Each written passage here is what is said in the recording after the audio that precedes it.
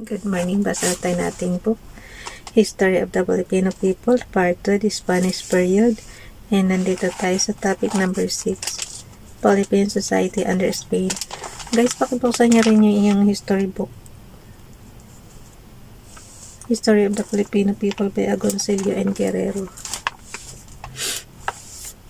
Basa. Topic number 6, Philippine Society under Spain. Continuation lang tayo lagi guys The Spaniards implemented a colonial policy designed not only to keep the Filipinos in political subjection but also to exploit to the utmost the country's natural resources. This was clearly manifest in the crippling system of taxation and forced labor, the undue preoccupation with the galleon trade and government monopolies, as well as harsh agricultural and trade policies. The result was not merely an underdeveloped but a distorted and completely unbalanced economy. Spain, who lagged behind Western Europe in cultural developments, pursued a social-cultural policy which, upon closer analysis, was intended to keep the Filipinos submissive vassals of Spain, divided, apathetic, and unable to resist the iniquities of the Spanish colonial system. Filipino society changed considerably and allowed only partial Hispanization. In the process of adjustment and acculturation, Philippine society underwent stress and strains that were frequently expressed not only through sporadic uprisings but also through the stubborn refusal to give up some aspects of the philosophy and traditions of pre-colonial life. Taxation. One of the laws of the Indies repeatedly promulgated by the Spanish crown required the conquered peoples to render tribute in recognition of Spanish sovereignty. From 1571 to 1884, the Filipinos paid tribute to Spain amounting to 8 reales, or roughly 1 peso, but payable in cash or in kind in 1589. The tribute was increased to 10 reales and to 12 in 1851. In 1884, as a result of a reform decree abolishing the tribute, the government instituted the personal cedula tax, a graduated poll tax based upon the income of the taxpayer. The decree required all residents above 18 years of age, regardless of nationality, to pay the new tax.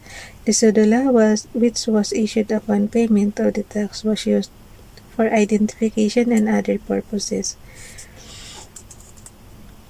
Most of the direct taxes imposed on the Filipinos evolved from the concept of the tribute. The Spaniards also collected taxes for the support of the church and in the coastal areas for the protection of the natives from the depredation of the Muslims.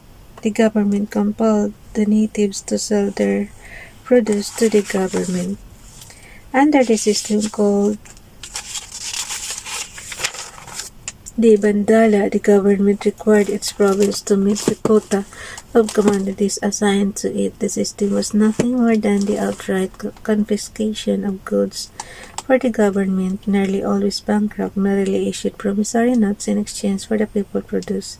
The farmers of southern and central Luzon suffered from this form of taxation. Aside from direct and indirect taxes, the Filipinos had to bear the numerous municipal and local exactions which, though unsanctioned by law, were nevertheless considered by the people as part and parcel of the Spanish government policy of taxation. These impositions, which were collected by the priors and civil officials for personal aggrandizement, included frequent confiscation of poultry and livestock and compulsory payments for masses, novenas, bell ringing, and other rituals of the church.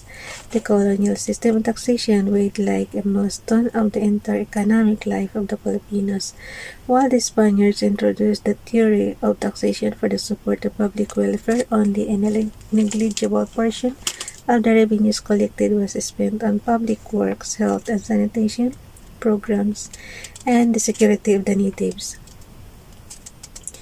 To be sure, a considerable portion of the taxes did not always find their way into the colonial treasury. Much of it went to swell the pockets of the indolent civil officials and grasping clergy. Whatever reached the public coffers was used to maintain the army and the navy, the church, the ever-growing colonial bureaucracy, and early in the Spaniard regime, to support the futile Spanish expeditionary attempts to gain a foothold in the Moluccas. The use of tax collection the use of tax collections on such expenditures severely strained the capacity of the colonial treasuries at that time, and again the Spanish government and the Philippines incurred chronic deficits that necessitated a real situado from Mexico, an annual subsidy which ended when the latter gained its independence in 1821. The subsidy came from the duties collected on goods from the Philippines which were exported to Mexico. Toward the end of the Spanish regime, the plundering colonial government even spent its revenues for Spanish expenditures outside the Philippines. What should have been spent for the colony's welfare and development were used to maintain government offices in Madrid such as Consejo de Filipinas, the Overseas Ministry, the Archives of the Indies, and the Codification Commission to maintain Spanish consular and diplomatic missions in Peking, Yokohama, Hong Kong, Singapore, and other parts of Asia. To provide pensions and gratitudes to orphans and disabled soldiers in Spain's wars in the colonies, as well as allowances for the Duke of Vergara, there of Columbus. Even the Spanish penal colony of Fernando Po in Africa received support from taxes collected in the Philippines. Forced labor. The feudal institution of forced labor became most useful in the exploitation of the colony's human resources. The Spanish government required male Filipinos between the ages of 16 and 60 to render services for 40 days. The Reform Decree of 1884 later reduced this to 15 days a year. The Spaniards conscripted Filipinos and farmed them out to various projects such as the construction of bridges, churches, and the great naos or galleons that plied the Manila-Acapulco road.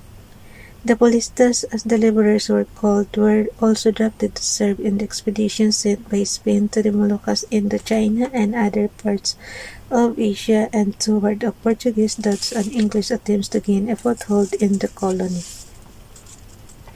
Despite the paper protection of innumerable laws and the abolition of slavery, the Filipinos were no better than slaves. Thousands of Polistas engaged in backbreaking labor were not paid their daily allowances to the law entitled them to a daily token allowance of 1/4 real and food ration. While the Spaniards were prohibited from drafting the natives for the work outside their villages, thousands of Polistas were hauled off from their homes to serve as archers or rowers for Spanish expeditions, to build ships in the Cavite Navy Yard, or to serve in work gangs in road bridge or church construction. Often only the most primitive tools were used, which meant days of most exhausting labor with no certainty of safe return to their families. The conscription of Polistas, with no regard for the planting and harvesting schedules of the villages, disrupted the people's economic life and often spoiled the difference between a good and lean harvest. The Spaniards allowed exemption from forced labor upon payment of a fee called falia, but outside of the gobernador, Cilius, cabezas de barangay, and the principalia, only a few Filipinos could pay the arbitrary exemption fee.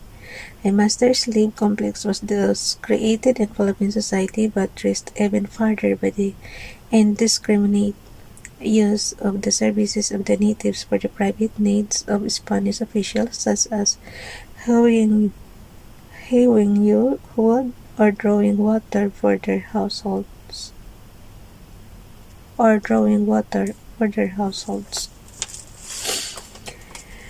the Spaniards led a life of ease and comfort in the parasitic existence, the Filipinos developed a distaste for work. That simply work reinforced the latent tendency to indolence. This detrimental effect on Filipino psychology would be translated in the present century into the so-called white-collar job mentality. Encomiendas. The concept of the encomienda was early introduced by the Spaniards to facilitate the conquest and settlement of the Philippines. As such, the encomienda in the Philippines was a favor from the king whereby the encomendero, or the holder of the encomienda, was given the right to collect taxes from the people under his jurisdiction. In return, the laws of the Indies required him to protect and defend his wards from outside aggression as well as to convert them to Catholic faith. He was at the same time inhibited from selling the native to slavery. The encomienda was also an experiment in the social reorganization of the natives. In the 18th century, it became the basis for the establishment of regular provinces. The encomenderos, however, abused their prerogatives and caused the natives no small measure of harassment and exploitation. They forced the Filipinos to pay tribute beyond the amount required of them by law.